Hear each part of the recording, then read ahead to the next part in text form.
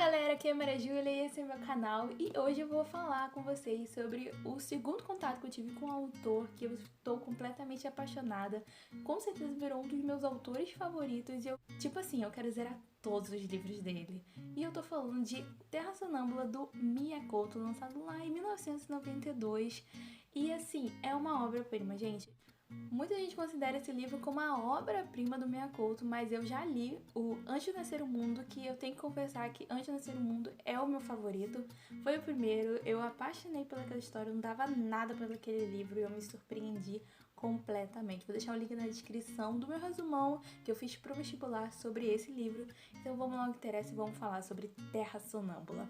Então, gente, antes da gente ir pra história de fato e das minhas percepções, eu quero muito contextualizar e eu tenho que falar que antes de você pegar esse livro para ler, você tem que ter noção que esse livro vai ter como pano de fundo, vai ter como temática, assim, segundo plano, a Guerra de Moçambique, a independência de Moçambique. Para quem não sabe, Moçambique foi colônia de Portugal durante muitos anos e no dia 25 de junho de 1975 ela finalmente se tornou independente. Mas para que isso acontecesse, teve guerra, teve muita morte, teve muita destruição, teve muita coisa. Então foi um conflito armado entre o Frelimo, acho que assim que é o nome, é a Formação de Liberdade de Moçambique, e as Forças Armadas de Portugal. Então teve muita destruição, teve muita tragédia e esse livro vai se ambientar nesse caos, porque justamente os nossos protagonistas têm as vidas em reflexo, as atitudes deles, o lugar onde eles se encontram por causa dessa guerra, por causa de tudo que aconteceu no país. E outra observação que eu acho muito importante vocês terem noção é que o próprio Miyakoto, o autor dessa história, ele participou veementemente, ele participou assim muito e teve muito de frente desse Frelimo, dessa formação de libertação a Moçambique. Então eu acredito que seja por causa disso que ele decide nos seus livros explorar muito essa parte.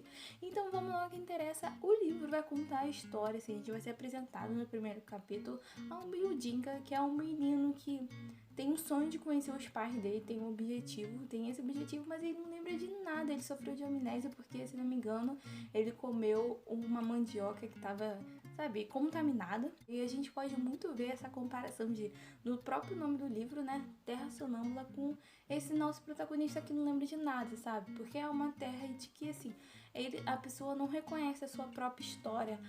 É um lugar que você tá ali, você tá acordado, mas ao mesmo tempo você não tem muita noção do que tá acontecendo. Então, esse livro, ele acaba ficando assim, ele te dá várias representações do que ele tá tentando passar de uma maneira um pouco mais sutil. Então, além de ser apresentado ao Miudinga, a gente também vai ser apresentado ao senhor, o velho Tuair, que ele é um cara muito experiente, que conta várias histórias, é um pouquinho ranzinza. E o que acontece? Essas duas pessoas, elas estão justamente fugindo, estão justamente tentando sobreviver a cada dia por causa dessa guerra. Então eles estão lá fugindo, né, tentando encontrar um lugar para se abrigar, para ter o que comer e tudo mais. E eles encontram um machimbombo. O que é um machimbombo, gente? Machimbombo é um ônibus. Eles vão encontrar esse ônibus que está queimado e dentro desse ônibus tem vários corpos carbonizados. O que acontece? Eles vão entrar nesse lugar e eles vão ver que tem um corpo ali que não foi carbonizado, que morreu assim não tem muito tempo. E ao lado desse corpo tem uma mala, tipo uma mala, que tem vários utensílios. Tem comida, tem curativos, tem várias coisas que eles vão usar posteriormente. E dentro dessa mala também tem vários cadernos escritos, e o menino, ele sabe ler, então ele vai pegar esses cadernos e meio que eles vão camuflar toda a tragédia deles e todas as questões dele e não essas histórias. Então, esses cadernos vão ser os cadernos de Kinzum, praticamente um diário. A gente vai conhecer esse personagem por causa desses cadernos. E o livro vai ser dividido entre essas histórias. Um capítulo sendo intercalado.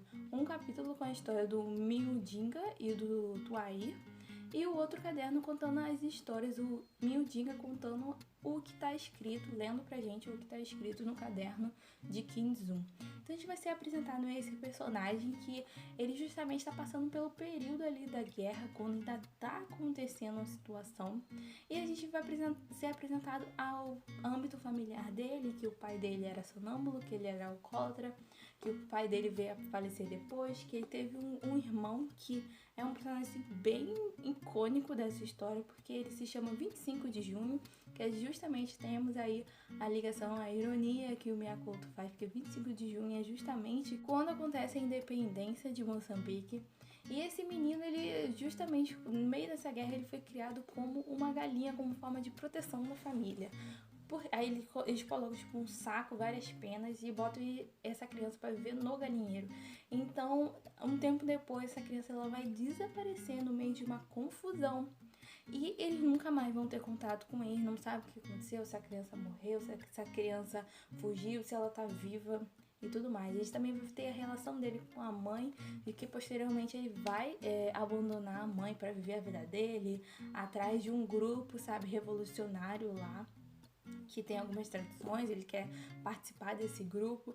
E no meio dessa história ele também vai conhecer a Fariga, que é uma mulher também com uma puta história sofrida, com uns acontecimentos assim piores do que o outro, porque a vida dela foi baseada em crenças, em lendas, em superstições da cultura onde ela nasceu.